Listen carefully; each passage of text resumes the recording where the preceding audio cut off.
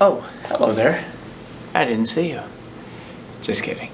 Anyway, I wanted to get into ketogenic lifestyle as far as how do we get into ketosis quicker. So it's not something you can really rush, but there are some ways that you can make it a little bit more efficient and possibly get into ketosis a little bit faster. Obviously, the first and foremost thing you got to do is you got to lower your carbohydrates. You know, preferably you want to be at 20 grams or less per day. I try to keep mine below 10 grams, okay? Yeah, you eating the Funyuns? I'm talking to you. Drop that bag, buddy. Just kidding. But seriously, if you want to get into ketosis quicker, obviously the first thing you got to do is you got to drop your carbohydrates. Now, if you've never done this before, you're going to be shocked and stunned how just about everything we eat has carbs, it seems like. I mean, I remember the first time I ever embarked on this and I was going through the grocery store. I was getting pretty fed up. I'm like, I can't eat this. I can't eat this. You got to be kidding me. There's carbs in this. I mean, they're insidious. They're everywhere. So you really got to pay attention to the labels, to take a look at what you're consuming, to make sure that you're really keeping your carbs below 20 grams a day. And again, I like even less than that, all right? So that's the first thing, is being very aware and conscious of what you're physically eating. So I always say have a little bit of a game plan before you go to the grocery store. You know, obviously lean, meats are pretty much devoid of carbohydrates, so that's always a safe bet. Eggs are a safe bet. Your fatty type products, your heavy cream, stuff like that. You do have to be careful with dairy in the beginning. Some people are very sensitive to dairy, and that can spike insulin. So you got to kind of see what your sensitivity is to dairy to see if you can include it in the beginning stages of a ketogenic diet. But that being said, obviously, like I said, the first thing is keep your carbs very low, all right? Another trick that I always do is I intermittent fast. If you're intermittent fasting, that means you're not eating. If you are not eating, you deplete your carbohydrate stores, specifically in your liver, faster, all right? The name of the game to enter into ketosis is to get your carbs, your stored carbohydrate, your glycogen, to a specifically low level, all right? So the name of the game is depletion. How do I deplete my carbs? Well, if I'm continuing to eat carbs, I'm only replacing what I'm utilizing. So, like I said, in the first step, keep your carbs really low. The second step is, in my opinion, intermittent fasting. If I'm not eating carbohydrates, and if I'm not eating, I'm going to basically deplete my carbohydrate stores quicker, and I'm going to enter into a ketogenic state faster. All right, so I do like intermittent fasting. Cardio. And not just any kind of cardio. I like mixing up the levels of intensity during cardio. Without getting too technical here, every time you kind of shift your levels of intensity, you kind of keep going back to the first systems of energy in the body, and those first systems of energy are carbohydrate systems. So about every 30 seconds, 45 seconds, I like shifting my intensity. I'll go up, I'll take it back down, I'll go up, I'll take it back down, and by doing that, I'm kind of always in a carb burning zone. Now, that's what I want to do. I want to basically specifically utilize carbs as a fuel source to basically deplete my carbohydrate stores. All right. Now, once I'm in ketosis, I don't really recommend that style of cardio. I like more of a sustained, slower, steady state cardio when I'm in a ketogenic state. I just want to burn fat. All right. But this is different. This is a technique I like to use to get into ketosis a little quicker by depleting my carbohydrate stores. All right. By adjusting my levels of intensity. I'll do the same thing with weight training. You know, weight training is anaerobic activity. Anaerobic means without the presence of oxygen. Your sets are brief, they're intense. Great way to deplete carbohydrates, obviously. But again, too, when you're doing this and you're depleting your carbohydrates, you're going to have that transition period. You're not going to feel all that great. Just stay tough. I mean, if you want this, you're going to dig deep and keep pushing, okay? So again, I like to vary my levels of intensity to burn the stored carbohydrate so I get into ketosis quicker, all right? The other thing is, in the beginning stages, increase your fat intake, all right? Keep your protein moderate to low during this stage, maybe even a little lower than you normally would.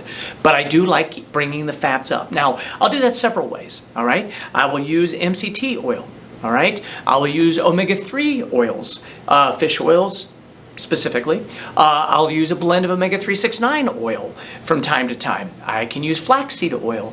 I like ranch dressings. I'll use heavy creams. I will increase my fat intake with bacon, red meat. Again, these are things, guys, that will definitely just make you feel better. Fats on a ketogenic lifestyle will make you feel better.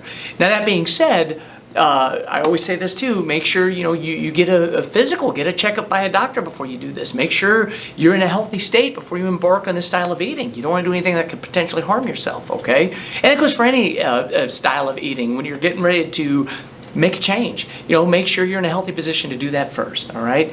So just a little, disclaimer there, but I think it's very important to make sure that you make sure you're in a healthy state before you embark on this, okay? But again, so that's what I'll do. I will utilize some of those fats. I feel better during this phase. Caffeine, I know I said that in a previous video. Caffeine really helps me during this phase. When I feel those lulls, I'll do a little bit extra caffeine, whether it's black coffee with a little heavy cream in it. I will use some energy drinks from time to time, but be very aware that they do have sweeteners.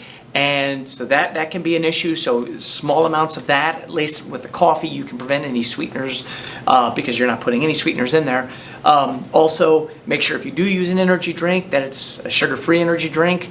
Some of them are loaded with carbohydrates, so keep an eye on that. Again, use those sparingly, all right? The other key is drink lots and lots and lots of water. They say take your body weight, cut it in half. That's a minimum number of ounces of water a day. I suggest a lot more than that. You need a lot of water on a ketogenic diet. It's a very dehydrating diet.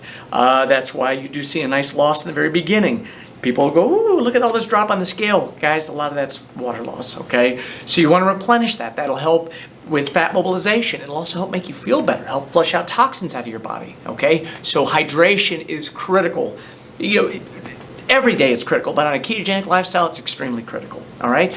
And like I said in a previous video, increase your mineral intake, especially sodium.